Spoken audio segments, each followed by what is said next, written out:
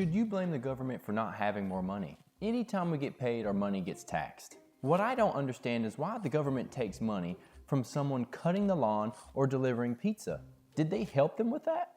Tons of decisions are made behind closed doors that affect our daily lives and our income.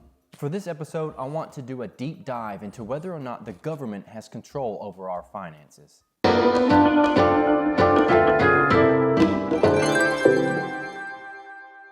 Hi everyone, I'm Zach Pittman, the Money Nutritionist, and I just want to first thank you for being here for Season 2 of True Freedom.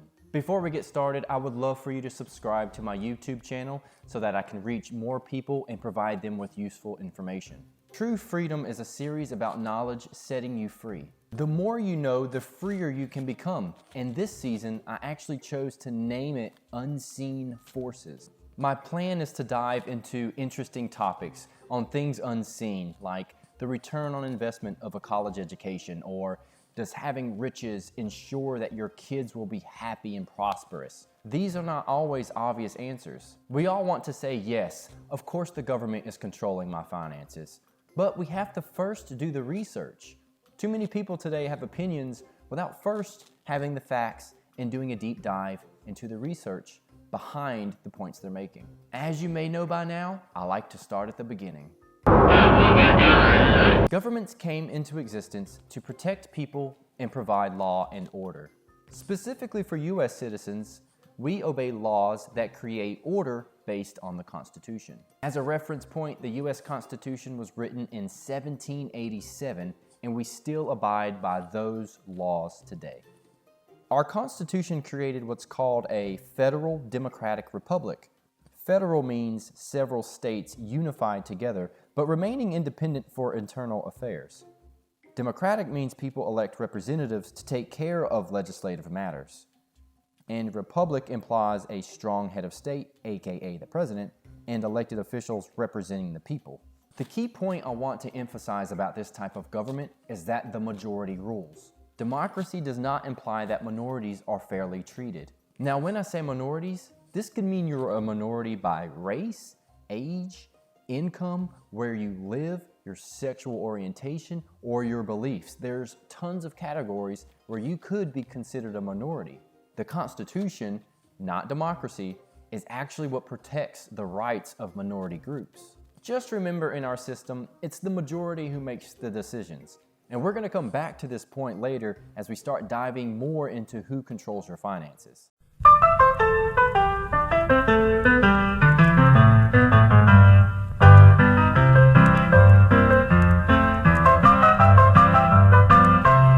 Now, I feel like the background has to be understood before you can truly argue or debate any point.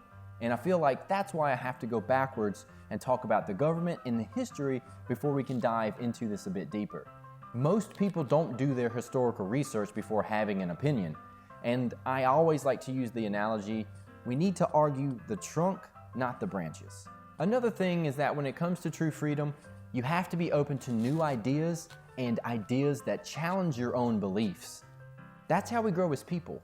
Now, to the preamble of the Constitution, which sets up the basis for our government, it states that we, the people of the United States, in order to form a more perfect union, establish justice, ensure domestic tranquility, provide common defense, promote general welfare, and secure the blessings of liberty to ourselves and our posterity, do ordain and establish this Constitution for the United States of America.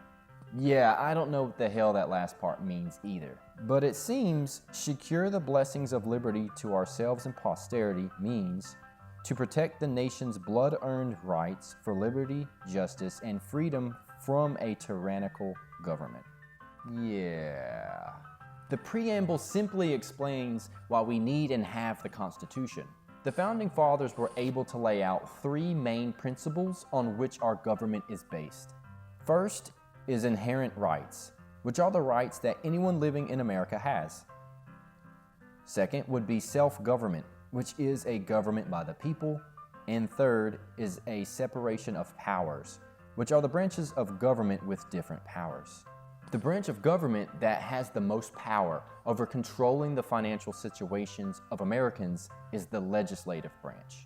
This is the only branch that can actually enact laws. This branch is made up of the House of Representatives and the Senate. Both chambers of Congress are directly elected by the people. The population of each state determines the number of representatives, but each state only gets 2 senators. Also, senators vote according to the wishes of all the people in their state, and representatives vote according to the will of the people in their districts.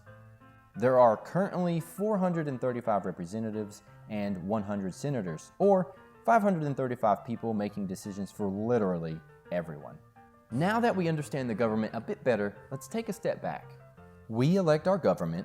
The government is supposed to vote what the people want, which means they vote for what the majority wants in their state or district, and the laws enacted by Congress cannot conflict with the Constitution. Keeping in mind the purpose of the government is to protect us and provide law and order. All of this sounds really great to me in theory, so why do people get so pissed off at the government?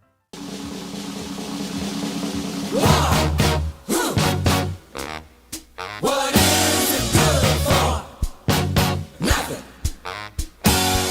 Well, even though they get a bad rap, the media has brought to light things like gerrymandering, lobbyists, greed, and deception. It's things like this that cause dysfunction to a very good theorized system. This means we need to analyze the laws Congress has passed that directly impacts your finances to see if they were truly made for the majority of people.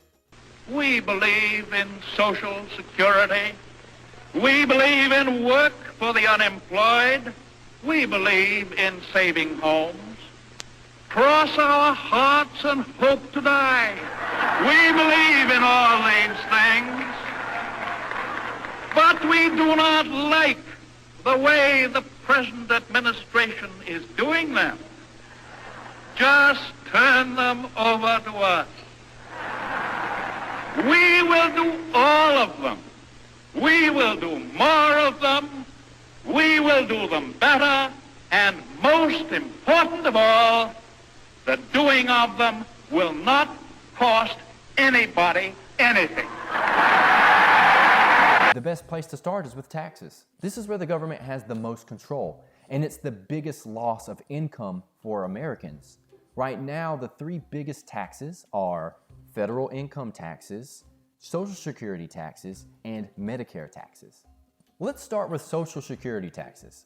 Social Security taxes were collected for the first time in 1937, and the first payout was 17 cents. This was a one-time payment though, because regular monthly payments didn't start for 3 more years. The main purpose was to support retirees over the age of 65, and it still serves its purpose today. What you need to know is that before Social Security, most social assistance programs for the disabled, elderly, and the poor were dependent on the government, charities, and the rich. Modern Social Security took the idea from Europe's economic playbook by making people commit a portion of their income into the Social Security system. This is called payroll taxes. Basically, the working generation is taxed, and that money is used to support the old, elderly, retired, or at this point, disabled population. So it's not the government that is supporting those people, it's you and your earned income. Now, Medicare wasn't signed into law until 1965 by President Johnson. Medicare was made for people over 65 who couldn't get private insurance. At the time, people could get smacked with huge medical bills they couldn't afford. Medicare was essentially modeled against the private insurance industry at the time, so many view this program as completely outdated. All this is good and great, but you and I are more concerned with how the money plays a part in all this. Simply put, Medicare is funded by earned income. When a business makes money, they pay some Medicare tax, and then when you get paid, you pay some Medicare tax.